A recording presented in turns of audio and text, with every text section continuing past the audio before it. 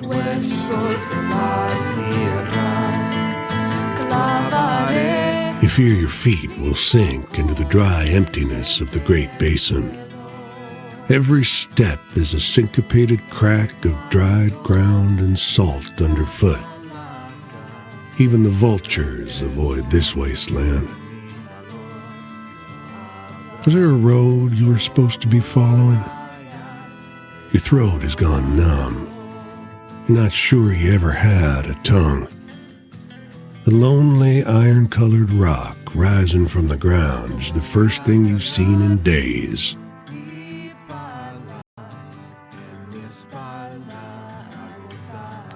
The air around the stone shimmers drunkenly in the roasting heat, distorting a figure standing before it. A rider, white from the tip of his hat to the slender legs of his horse.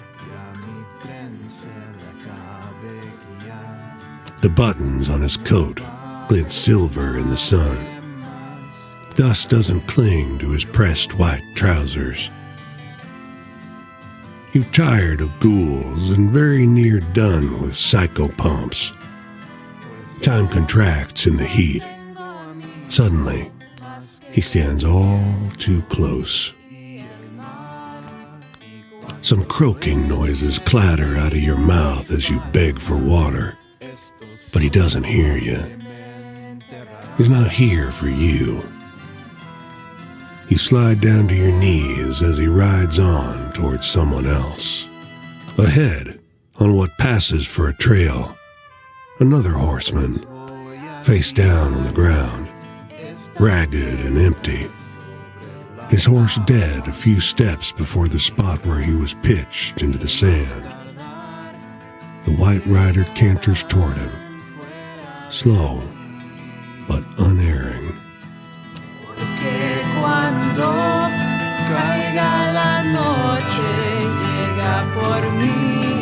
Motor's running, but nobody's driving.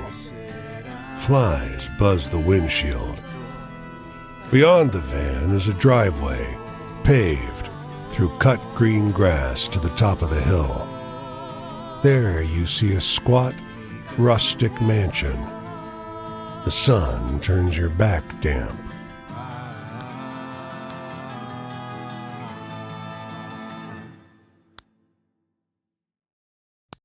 You arrive in the driveway panting, tongue dried out. A woman is sprawled face down on the lawn. Pink skirt, white shirt. Her copper blood staining the grass. Another one, a man in waistcoat and boots, slumped by the doorstep. Scrawled across the door in red is the word pig. She hangs by a noose from the ceiling beam. Blonde, dripping blood, and pregnant. She's in her underwear. And though you only have a glance to go on, you could swear that she's smiling. White rider, ain't fixin' for to join your faded line.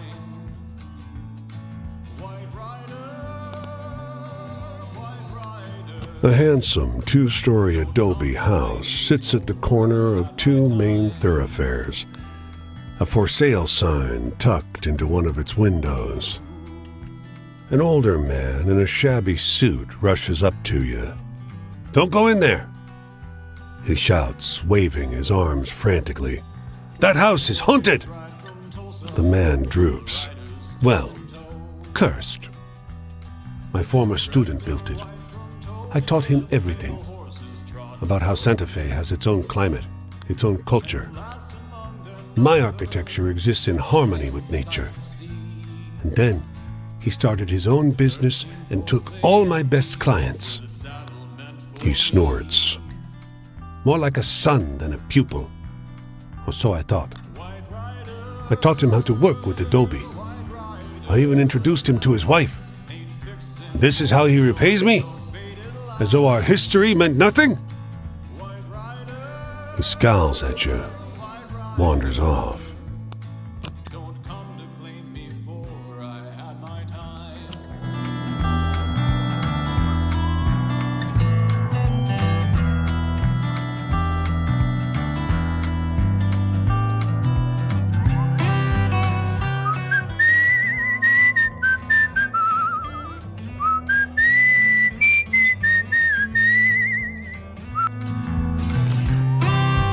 They've taken over a booth at the roadside diner, tables strewn with papers and forms.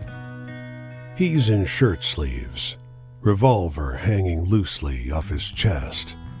She's in a moss green dress from 2 seasons ago and a felt hat that's begun to warp. You slip into the booth next to him. Tell me again where you saw him last? He asks. He was in the car with me. We were just driving down the road. So where did you stop the car? He asks. She sounds exasperated. I told you, I never did.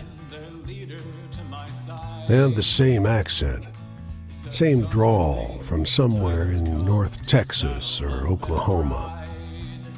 But his is subtler, although he's been trying to shake it for a few years. You notice, for the first time, how handsome they are together, how much like a detective movie. But her face is broken by distress. We were going 40 miles an hour when he vanished. All I saw were those damn lights. In the baffled silence that follows, you find your cue to leave.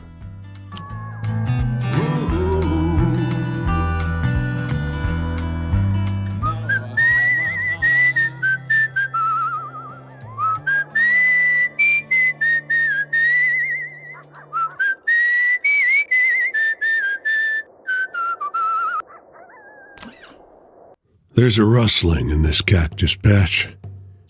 Down where the spiny paddles disappear into the sand, something is writhing around. At first, you think it's an antelope, perhaps, fallen among the thorns. Oh, fuck. That shrunken human skull whips around to stare at you. And those hands, God, like talons.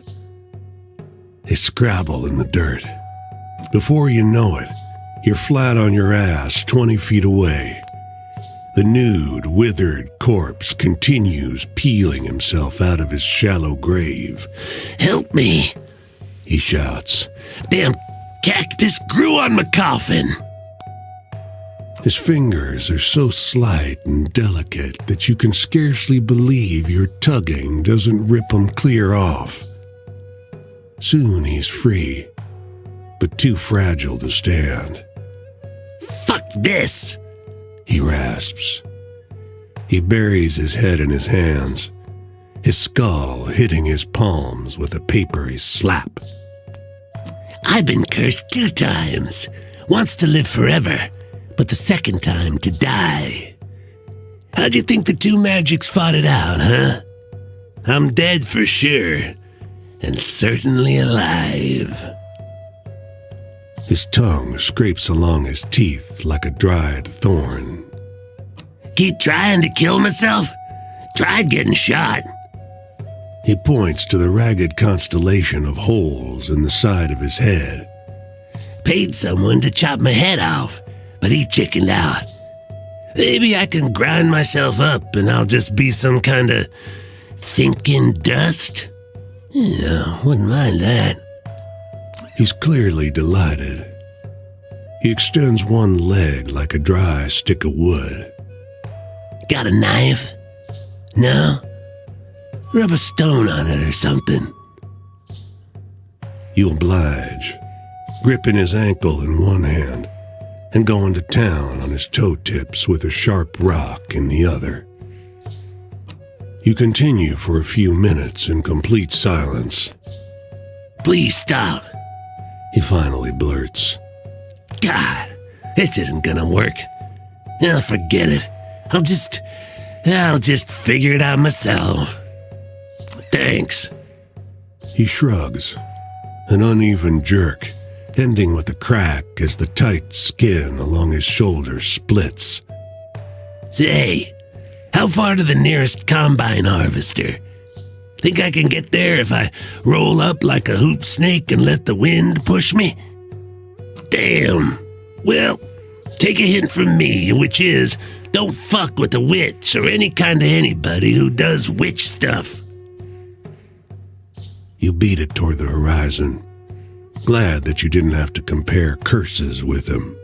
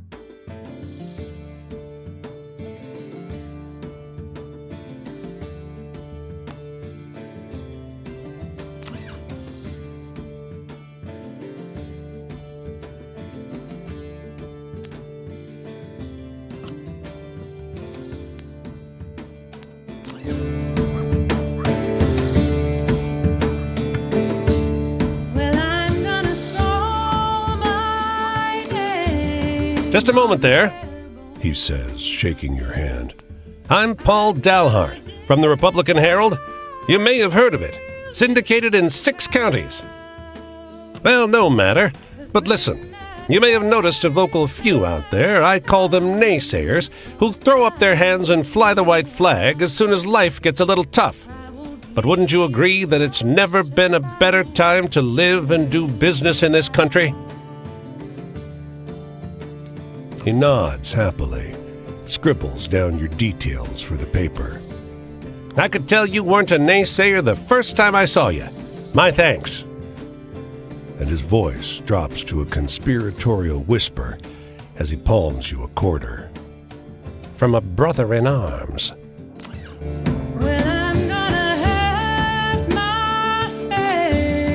The man lowers his paper as you come near. His weather-beaten face is drawn. They say it's spreading. The dust is strangling the land. Half my cattle suffocated in the last storm.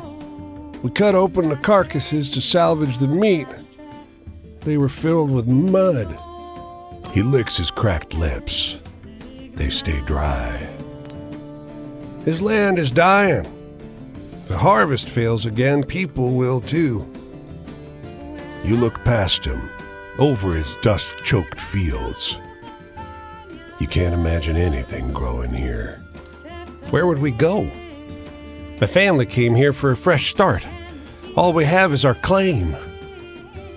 His voice is hoarse. We came here when there was no more work back home. Now this.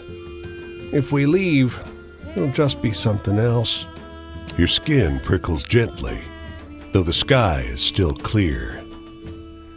Duster's on its way. Big one. He calls after you. Come by in a week. I doubt there'll be a building left standing.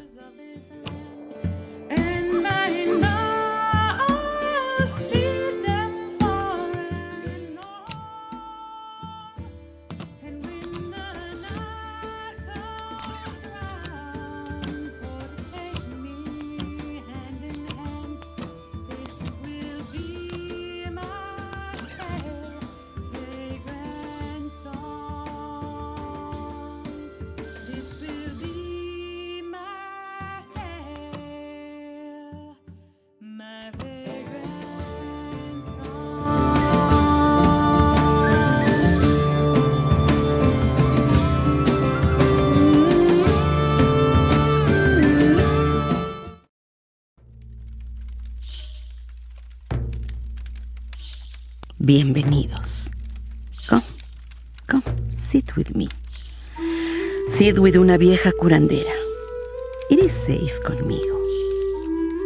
Few brujas would dare attack una curandera. There are some of these witches, though they are strong enough to contend with una curandera, or foolish enough to try. I work mainly with las curaciones por la gente, pero I have more than un poquito de práctica with fending off the curses of las brujas. It is not for una curandera to take una vida, but I am not afraid to hobble las brujas. Do you have any frightening stories? Have you seen the work of las brujas on your travels?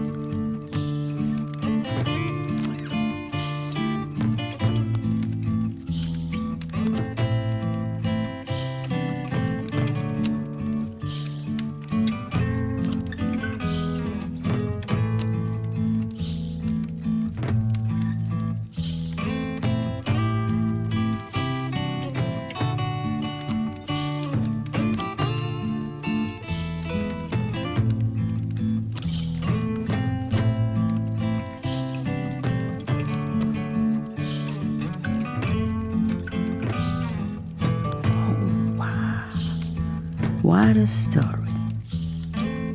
Mira mis manos. They are shaking. About family. When una bruja completes her pact with el diablo, she forsakes la familia that give her life. It breaks una familia to lose a daughter to the way of las brujas. Una curandera strengthens her community. Y las brujas, they become jealous. But tell me, what is the most frightening thing you have seen on your travels?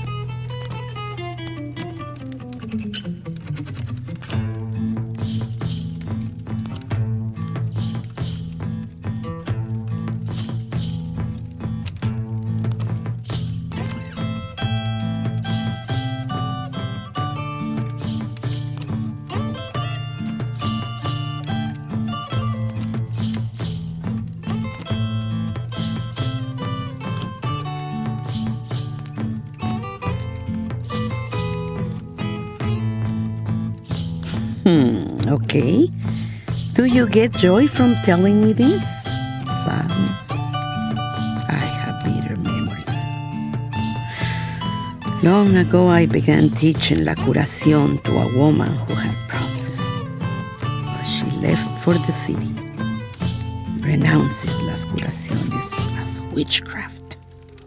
No soy una bruja, niña estúpida. But tell me, what is the most frightening thing you have seen on your travels?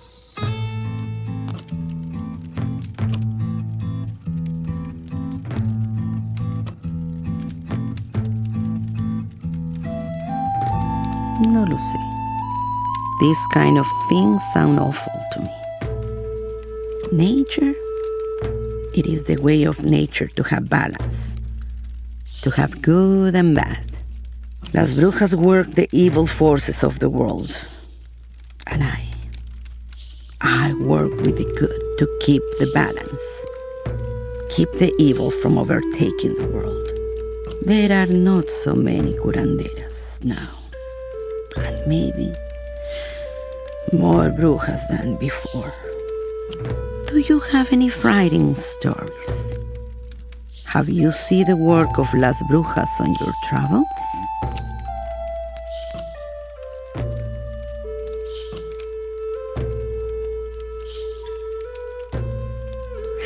What a good story. Like what mi hermano used to tell me as a girl. Las brujas, they chose to bond with el diablo. It is rare, but they wish to escape la prisión they created. Even rarer and very dangerous. Una curandera can help una bruja break the bond with el diablo. Oh, I want a good, exciting story tonight. una aventura. My journey is not too much an adventure.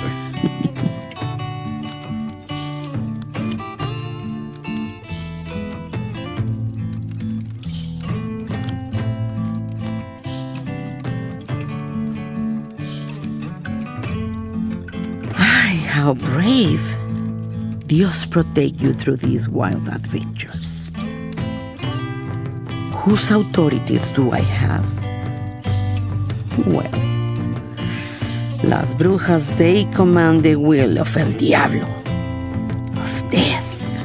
Las curanderas, more than providing la curación for those who want, we guard of people from las brujas. Las curanderas, we work with the will of Dios, of life. Morning once again, so I must go. We must cut our stories short. I am traveling this way. If we meet again, I will be glad to tell you more about las brujas and my work against them.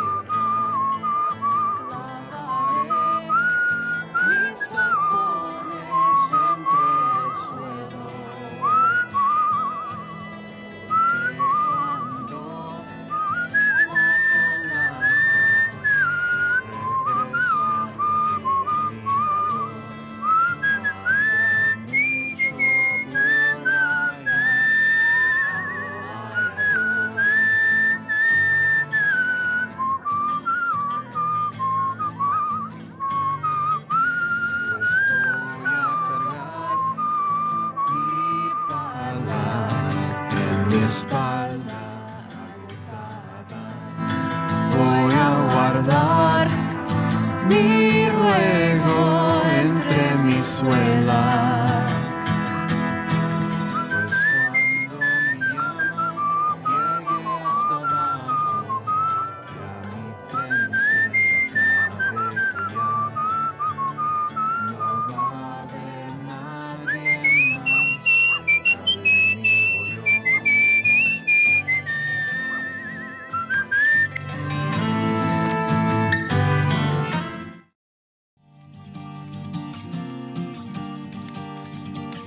When was the last time you ever prayed? For me, it feels like a lifetime.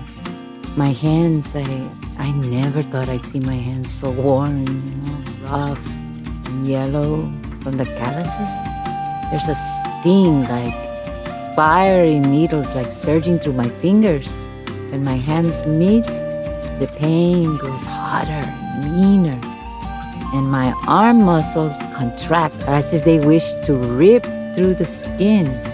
And yet, when these hands are picking fruit from the ground, the pain cruelly leaves. Un dolor y 20 centavos, $1.20 y the absence of a prayer. I never thought I'd see myself like this. Please share a story of hope with me.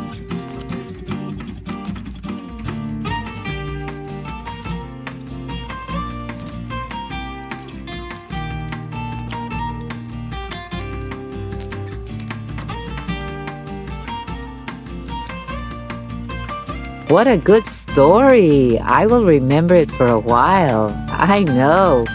It is through my faith in him that I'm still here. Though there are times where I wonder if he sees that. Do you know anything funny? Anything I can write home about to mijo?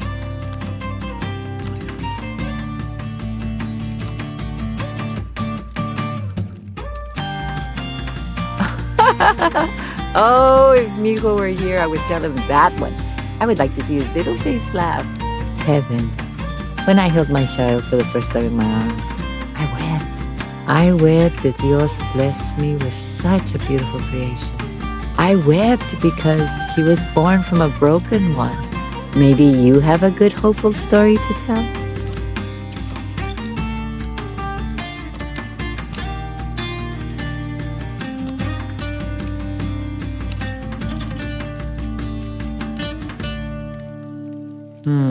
That one I do not believe. Freedom. I do not have freedom, not in this work. The metal shack that gives me shade and the wooden beds that give me rest. They're not mine. But my clothes, the bit of food, and the money I'm given, and my rosary, that is mine. Every day I have to remind myself that. Now, tell me a funny story. Make me laugh.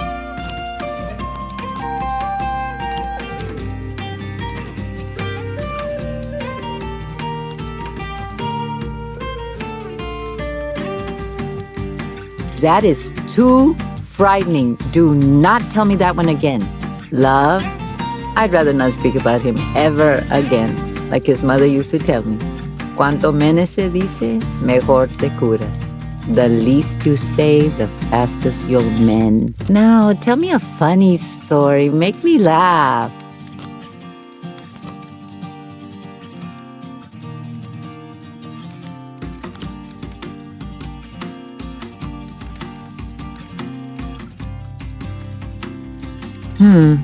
Life is not so easy, you know. Family. There's my mother, my aunts and uncles from her family. Oh, I miss them dearly. Especially the cookouts, the few my father let us attend. I learned to dance from my cousins, so young and filled with energía. I miss them all dearly. Well, here is the sun.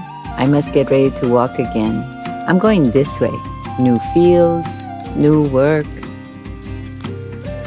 Besides, you must be tired of listening to me. I'm already talking like una anciana, an old woman at the edge of her deathbed.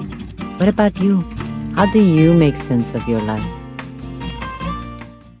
Pues yo no tengo amigo más que el viento y el río y falta. Estos son los que me enterrarán. The strains of ragtime rise from an almost tuned piano. At the bar, an older woman, dark-haired and striking, toys with her cigarette holder. Hope you don't need lodging. The bartender tells you as you sit. The hotel's haunted. At that, the woman chuckles. That's an old story. Way they tell it, there was a lady living on the 5th floor. She liked to have a good time. Now, she had a boyfriend who didn't like that so much. Got jealous. One day, she disappeared. Can you guess what they found in her room? She grins at you. No one. Just a pool of blood. And a note from the boyfriend saying she'd be sorry if she didn't listen to him. He got arrested. Couldn't prove anything without a body, but he stopped drinking after that. Maybe even stopped being mean. You think he did it? She laughs. I doubt it, but it scared him good. Some fool hotel maid thought she saw the lady in that room after. Now everyone says it's haunted. She laughs. I'll tell you a secret, though. If I'd have known what would happen, I wouldn't have gone back for that necklace. Was that I heard a sound come rising up behind. The hoofbeats of 12 horsemen, their course locked onto mine. White rider, ain't fixin' for to join your faded line. White rider, don't come to claim me for The snake flicks its tongue. That's close enough. It is coiled atop a carved stone marked with faded flecks of paint. The snake laughs, its whole body convulsing. It's very special. A good luck charm. It tilts its head. I'm supposed to guard it, but I'm hungry. If you bring me some meat, you may have it. The heat has made a family of mice slow and easy to catch. You drop them before the snake, and it gulps them down without chewing. It slithers back, exposing the object. Take it. It hisses. I won't bite. Trust me. You reach for the idol. The snake quivers as your hand gets close, but it stays put. It flicks its tongue. Don't be disturbed by how it looks. It'll bring you luck. The snake slithers off into the long grass. It's an idol, about the size of your clenched fist, carved into the shape of a human head. It's an ugly thing. The side that was pressed into the dirt is a face contorted in grotesque agony. Could this really be a good luck charm? Good things sometimes wear foul guises. Who are you to judge? You stow the idol, trying to ignore its unusual weight. It was 5 days' ride from Tulsa when I pitched into the sand. My legs gave out, my body lacked the strength enough to stand. The horsemen moved upon me then, their leader to my side. He said, son, I think the time is There's a wallet on the ground where the alley joins the street, stuffed with bills. You pick it up and glance around, spotting a man on his hands and knees in the alley. Excuse me, I appear to have lost my glasses. He sheepishly admits. They're on the ground just behind him. You snag them before he crushes them with an errant knee. Oh, thank you. Thank you. He scans the alley. You, didn't find my wallet too, did you? His face lights up. Oh, thank you. He turns, then hesitates. You know, I had a ticket to see the new movie at the plaza. Not in the mood after this. Please, take it. For your help. Your seat is plush and comfortable. The crowd chats excitably around you. You settle in for the movie. The first few scenes play out fairly predictably. It appears to be a romantic comedy about golf. The crowd seems largely disinterested, their prior enthusiasm muted. Abruptly, the scene shifts from the dancing and grand ceremony to a shot of a grubby alley. People start sitting up in their seats.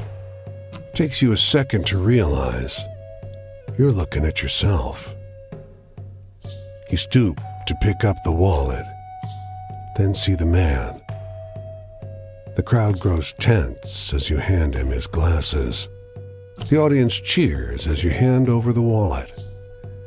The applause spreads like a brush fire. People start leaping to their feet, turning to look at you. Their approbation continues for far longer than is comfortable.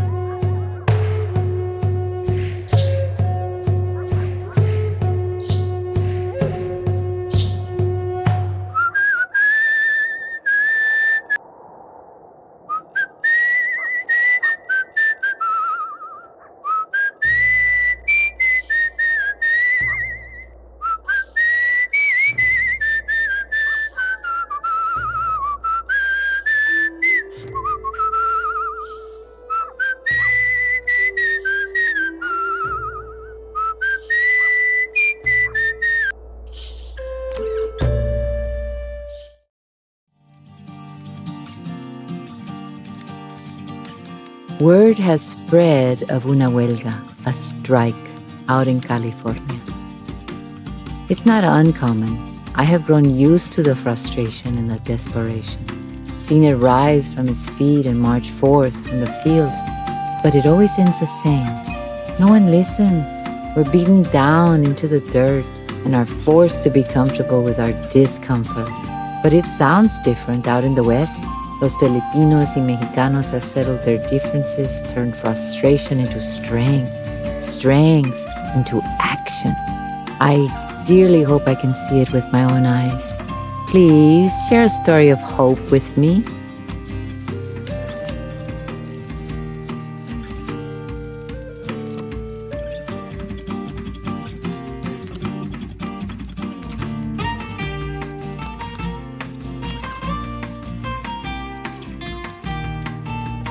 What a wonderful story.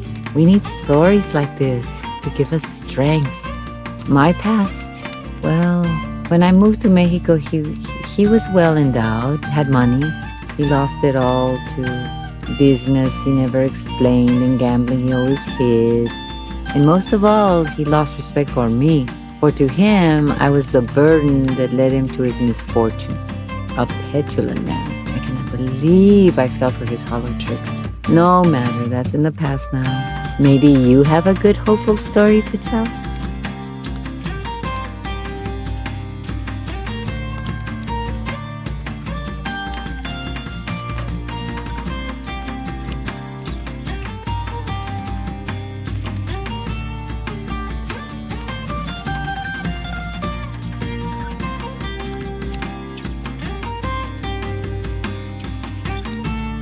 That is too frightening. Do not tell me that one again. Choice. Well, no matter what we choose, they treat none of us with respect.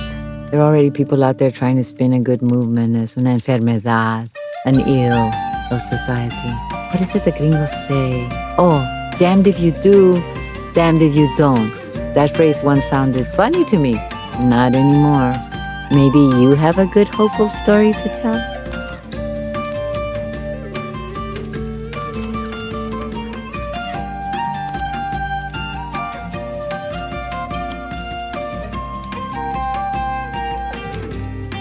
What a good story. I will remember it for a while. I know. The future. Oh, I cannot wait to set my feet upon the California soil. It's, ay, Dios mío santísimo. There's so much excitement within me. But no, I can make it. If I manage to roam these Texan fields for years, I can handle walking to the west. Please share a story of hope with me.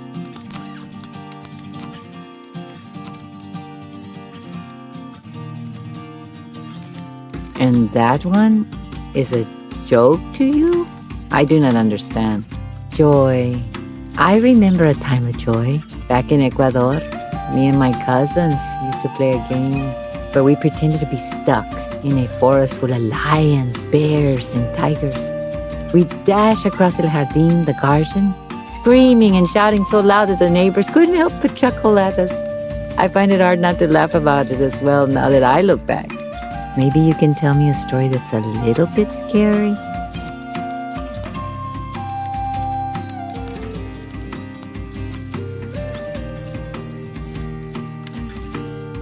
Oh, I have the chills. Your story would be popular with the young people, I think.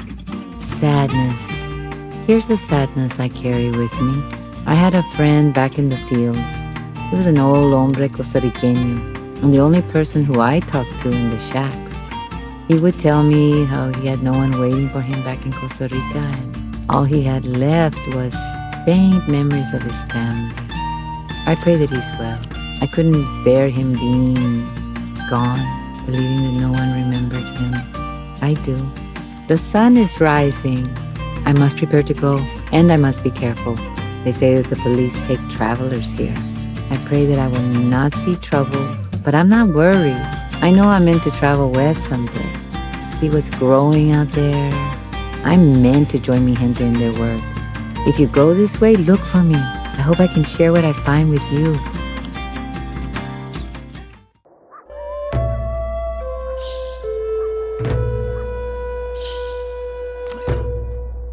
He's parked his car by the side of the road. A luxurious black thing, waxed so that it mirrors the stars in the sky overhead. The desert dust doesn't seem to stick to it. You find the driver, alone, retrieving something from the trunk. Well, what's it look like I'm doing? He asks, as though it's obvious. He doesn't sound like the Okies driving on the road west. He has the cold tones of an educated New Englander. The pointed feet of a tripod dig into the coarse sand, hoisting his telescope heavenward. Not the stars, friend. His tone is outwardly irritated, but unable to mask his glee at correcting your misapprehension. Looking for a planet.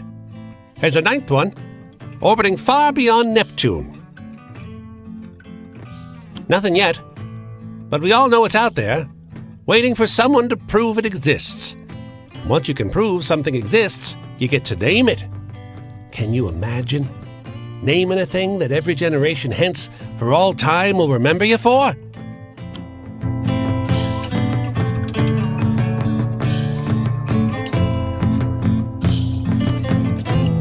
Slowly he turns.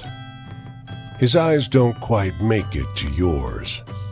His whole body keels back over the wooden railing where he perched and down into the dusty road outside the saloon.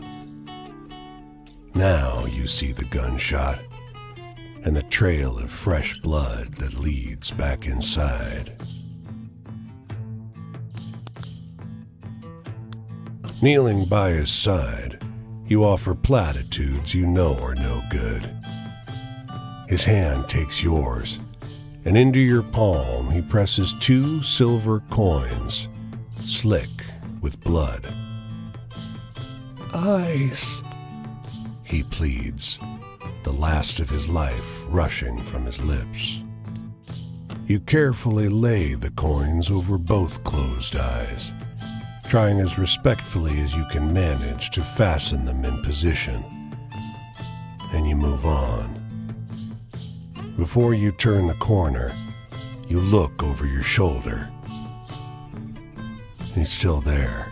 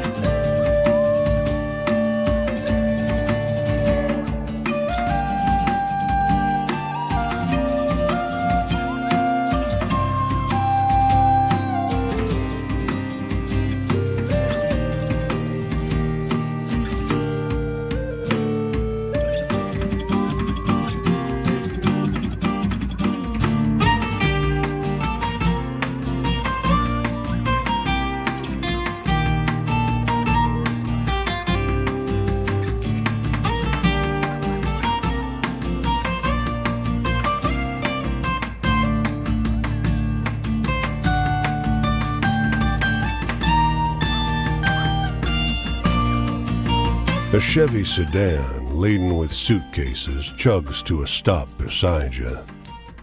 A woman leans out the window. An infant's screaming, and 2 boys are punching each other in the back seat. Could you drive us for a while? I gotta feed the baby, but we need to keep moving. I could pay you. You grip the wheel tight as sounds of chaos fill the car. The boys have begun to wrestle in earnest on the Chevy's bench. Your Honor! Their mother hisses. Both boys straighten instantly. In the mirror, you see their stricken expressions. The only sound is the baby's soft suckling. You direct the question to the boys in the back, but they don't make a sound. Their eyes are wide and frightened. Patting the infant on the back, their mother chuckles. The boys don't speak another word, even when you part ways down the road.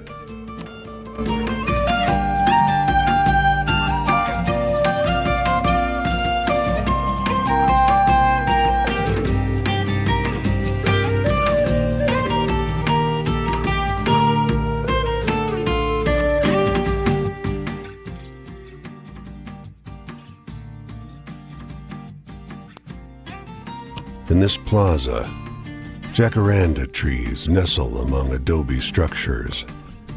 A man sits in the shade of the largest one, plucking notes on his guitar. Wind rustles their branches and stirs up sounds of shouting, truncheons on flesh. An old woman fanning herself looks up at the noise. The melody is mournful. In the song, a man bids a tearful farewell to his wife and son as he's rounded up and forced onto a train to a country he has never seen. When the last notes fade, the only sound is the wind sighing through the jacarandas.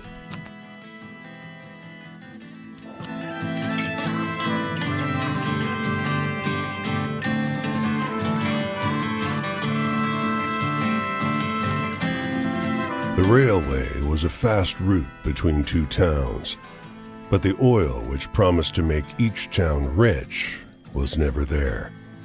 The track died fast. The citizens, like the bird, survive on pickings. The vulture gouges at a cow's jawbone, a piece of paper trapped under the skull.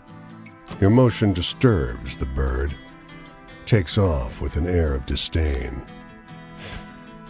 The buffalo is long dead. There was no meat left. It lands again, not far across the track. The note tears as you pull it free. I can't wait longer. Ran out of food.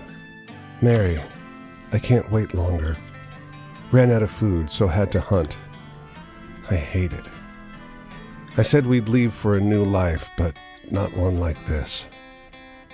Guess you've changed your mind. If you still want to marry me, I'm going north. I love you. The rider did not make it far.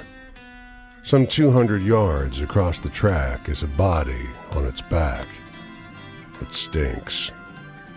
Marks in the dirt indicate someone tried to move it. Its arms are folded over its chest. A once white handkerchief has been used to cover the man's face.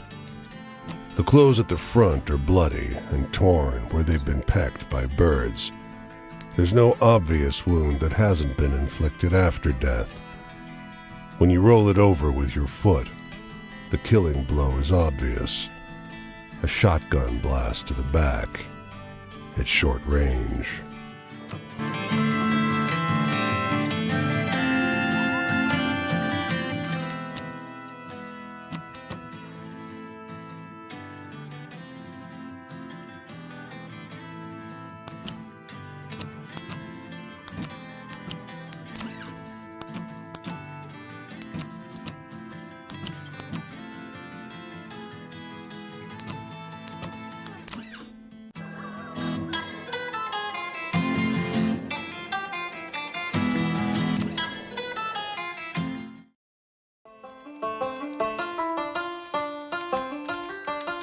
You been in California long? It's been a few years for me, but they still call me Okie. I came west when our farm stopped growing anything but a crop of dust. But when we got here, there were so many others here before us. Maybe you've got less need behind you. I hope so, for your sake. Anyway, I'm looking for a good laugh. Do you know any funny stories?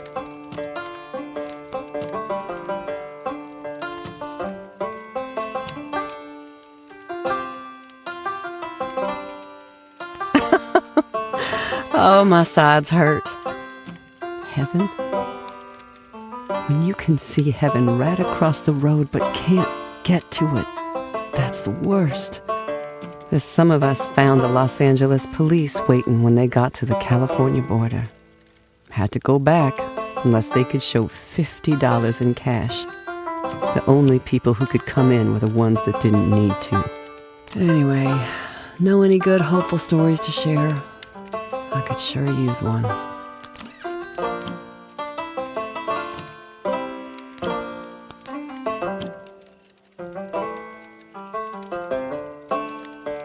Thank you for sharing that one. I feel a little better now. The past, well, we were dryland farmers. Even when things were good, you only got a full crop 2 years in every 4 or 5. The rest of the time it came up thin and patchy, and you had to scrape for enough seed to plant the next year. Been so long since I last chuckled, I'm not sure my mouth can do it anymore. Can you tell me a story that'll make me laugh?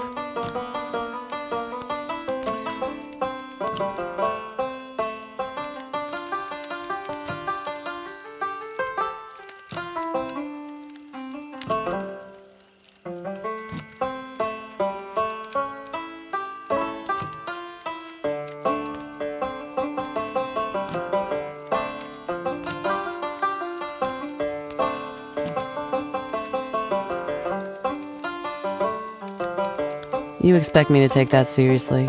Life's more boring than that. Freedom. People could have a good life if there weren't so many people that profit on need. The banks, the mortgages. It's having a debt that kills you. I've had a hard day. Do you know any hopeful stories to cheer me up?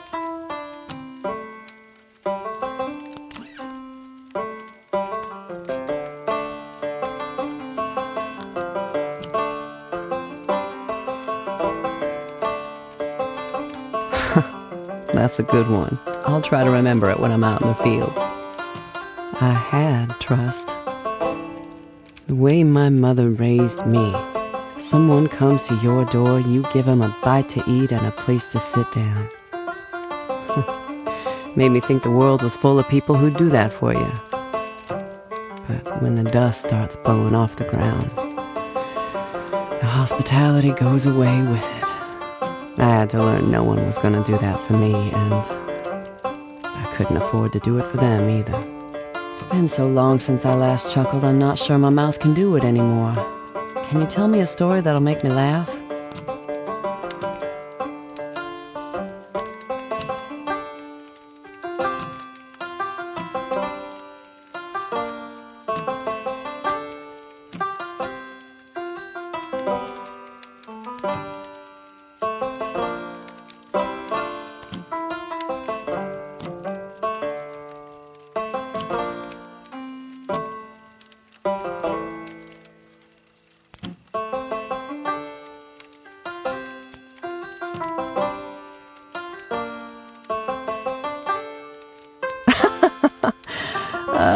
Give me a moment just to catch my breath.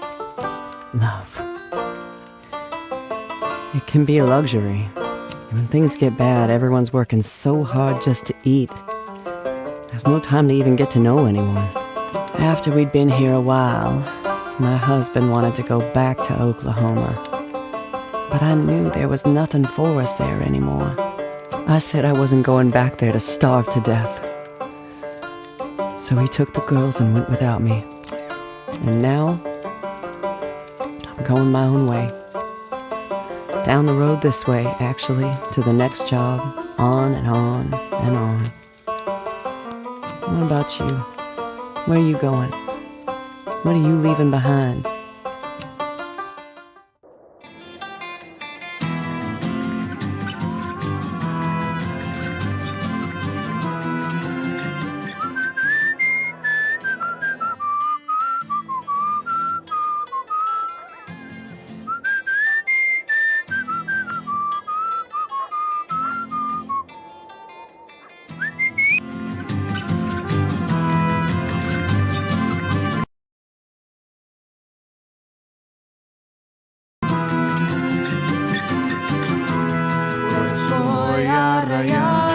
A group of mechanics takes their lunch beside a broken locomotive.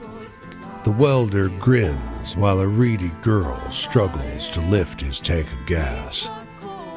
It slips between her hands and thuds back down onto the mud. "This is stupid," she shouts, and the mechanics howl with laughter. She thinks she can work with us. She got to prove herself, Sneers one of the men.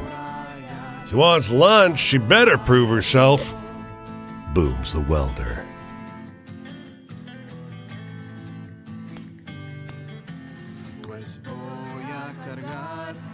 Wheezing, you lift the heavy tank. Look at you. Snorts the welder. Show off. He pops the tank off your shoulder, saunters down the track. Yeah. Barks the girl. Not your business. It's only when she follows him that you realize she shares her father's saunter. No va a haber nadie más que cabe en mí.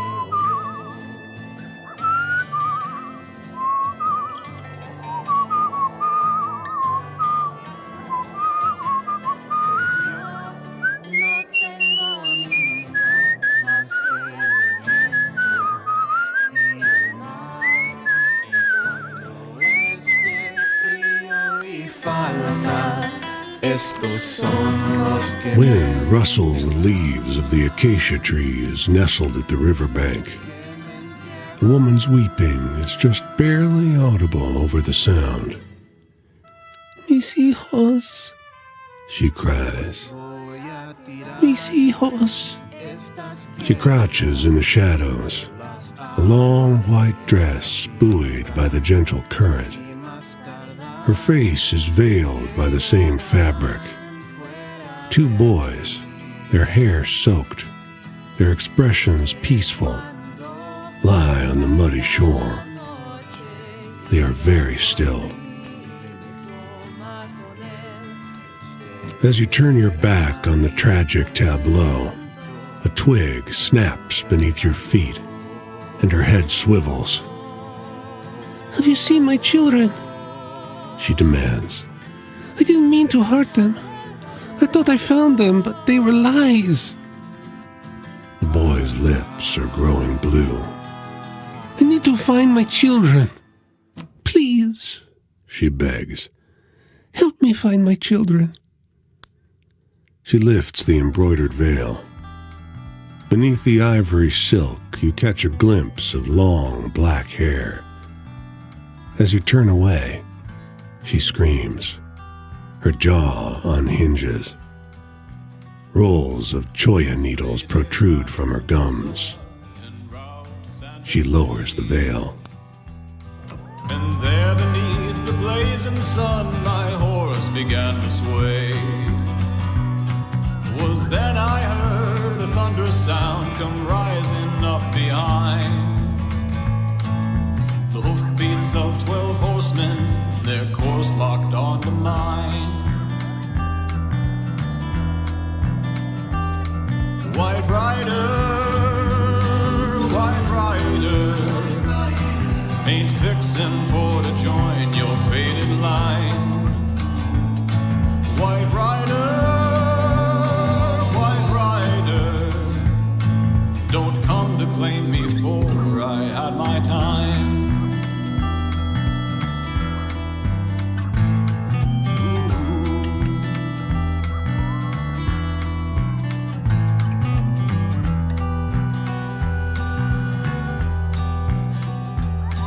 Those 4 days ride from Tulsa, the riders still in tow. They were dressed in white from toe to tip, pale horses trotting low.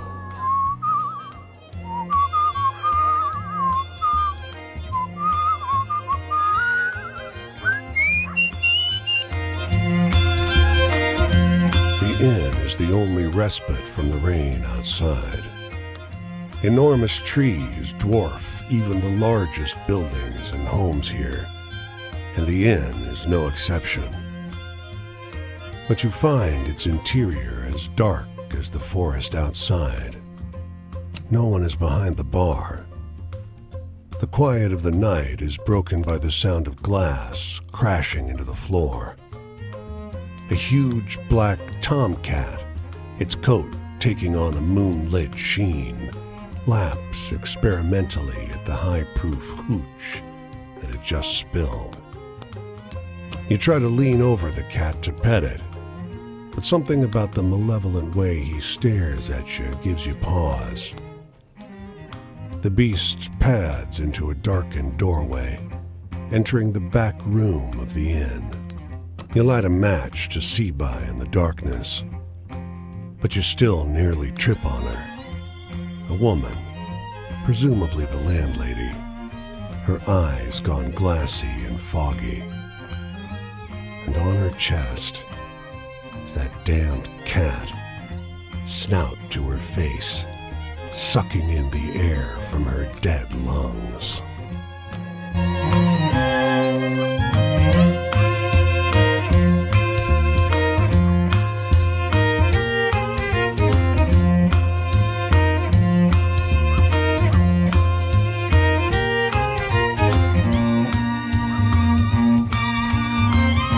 Fog fills the margins of redwoods, vanishing their high crowns. A strong musk, reminiscent of a gasoline spill, makes your eyes water. Behind distant sets of trees, a titanic silhouette lurches past. Broken lines of blood blotch the stranger's footprints. You come upon a maimed elk whose sundered antlers have left behind patches of exposed tissue. The sediment-covered corpse seems to have been dragged some considerable distance. The silhouette of the stranger looms at the edge of visible forest. You feel the weight of their eyes upon you. The stranger watches, silent and unmoving, while you step backwards the way you came. Even after you've lost sight of their form, their glowing eyes hang in the fog.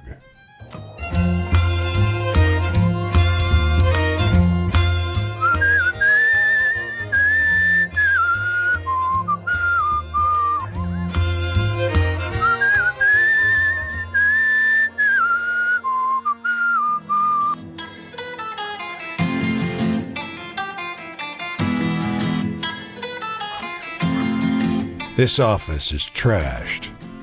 There's papers scattered in the street, glass missing from the windows, and 6 men in paint-smeared clothes tracking mud all over the floor. One calls out, "Hey, you looking for Baker? Well, let us know if you see him.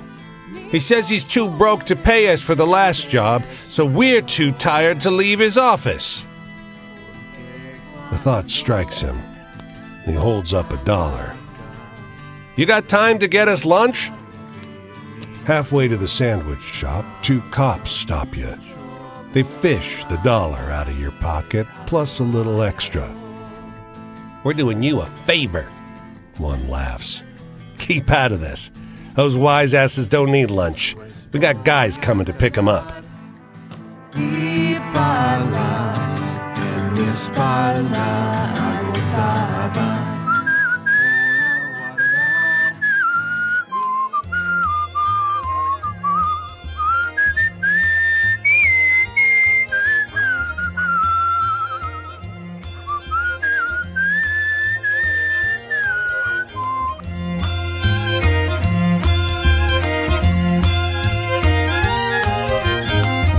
For hours now, you've seen it circling overhead.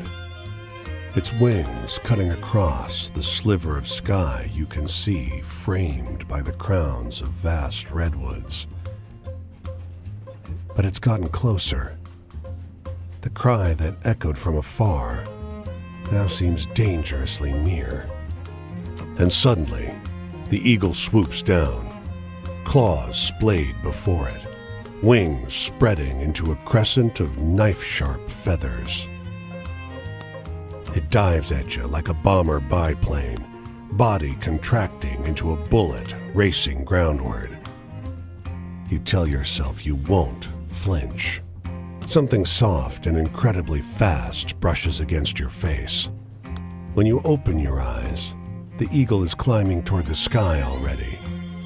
A little forest mouse caught in one claw, wrinkled tail flapping in the wind.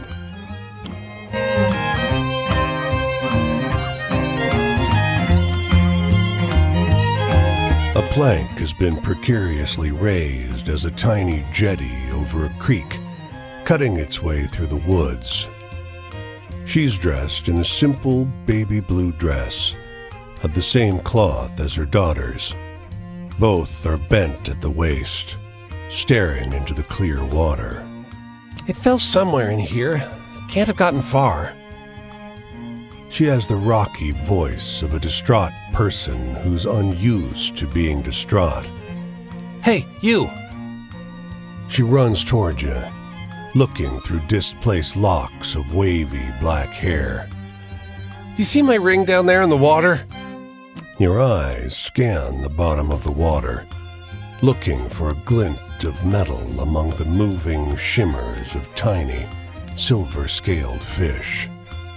You reach down into the water, gingerly grasping a narrow band of gold. "Oh, Lord, thank you so much." She beams, all but stepping into the water to take it from you. If you hadn't come around, I'd have lost my grandmother's ring. The ring's magical. The young girl blurts out.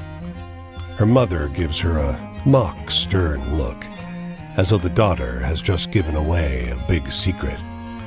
You drop it in the river, and it grants a wish. The mother laughs, shaking the water from her hair. Why, I wished a stranger would roll into town with some stories.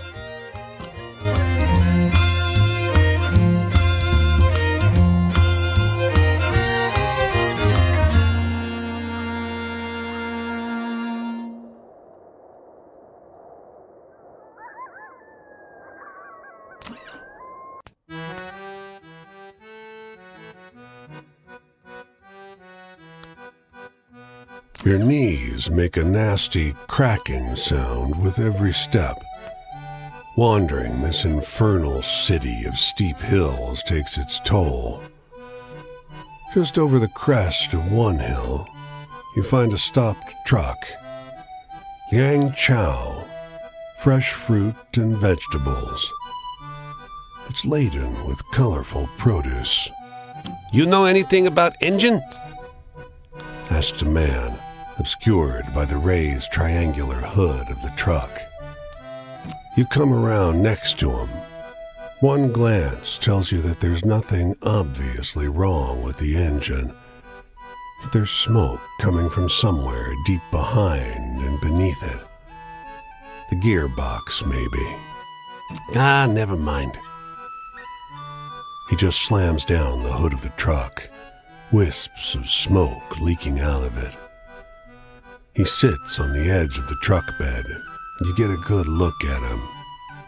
He's tall, well-built, fans himself with his Panama hat. Sent my brother over to get a real mechanic, but, well, I can barely keep this running as it is. Wish I still had a farm. He sighs theatrically, surprising himself with his own easy honesty. Sam Liang, landless, broke truck driver. Dad would have been proud. Well, it was my name on the deed. Had to be. But it was Father who bought it. He shrugs, eyes fixed on a horizon you can't see. You already know what happened, don't you? Same thing that happens to everyone's farm. Had to. It was either the farm or the truck. I could keep growing them, or I could keep selling them.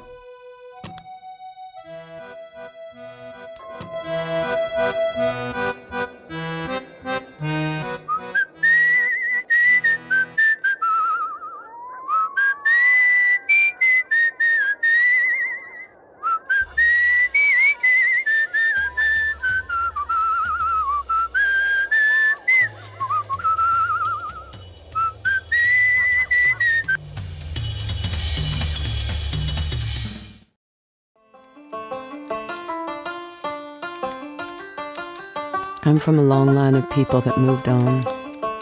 My grandparents came from Germany because they had to. My husband's parents came west to Ohio, then Missouri, then Oklahoma. But my husband didn't have the courage for it in the end. He'd rather drink and die than fight and live. I've had a hard day. Do you know any hopeful stories to cheer me up?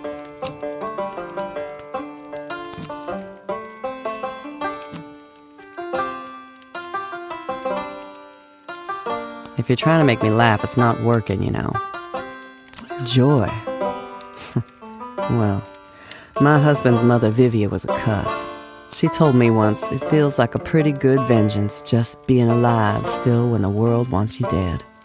Been so long since I last chuckled, I'm not sure my mouth can do it anymore. Can you tell me a story that'll make me laugh?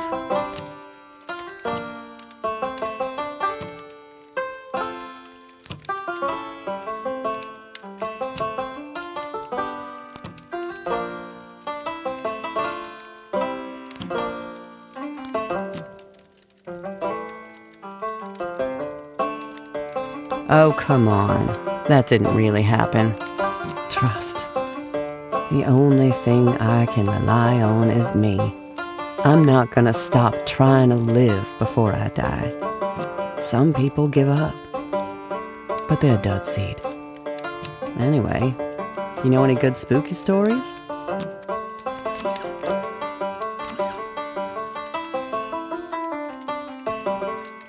Oh, you spooked me pretty good.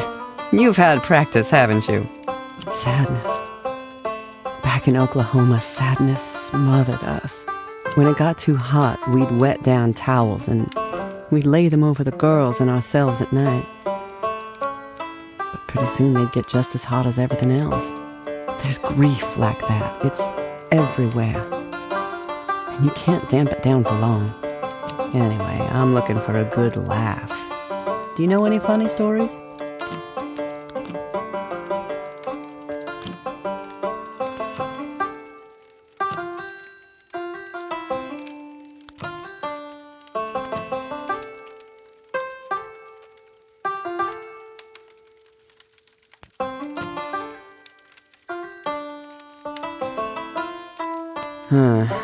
That hope doesn't ring true to me. Home. Well, my father moved to Oklahoma to prove his claim of land. And what did he find? A big, flat piece of grass with the wind blowing over it. And all the land around was cattle range. And the cattle would break down his fences and eat his crops. But he kept building new fences and fighting. And finally, the ranchers moved on. Anyway, know any good hopeful stories to share? I could sure use one.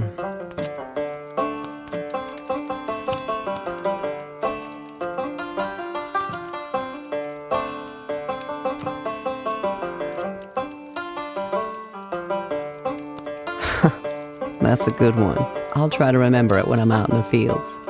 The future. Do I look like I'm gonna be here in a few years' time? Every year it gets harder picking, and someday I won't be good for it at all. I'll have to find something else. But I will, because I have to. And here's the sun. I've got to get going. I'm following the work, of course, because I have to, because I can't give up. If you're going up the road this way, you'll find me there. Still doing what my husband couldn't.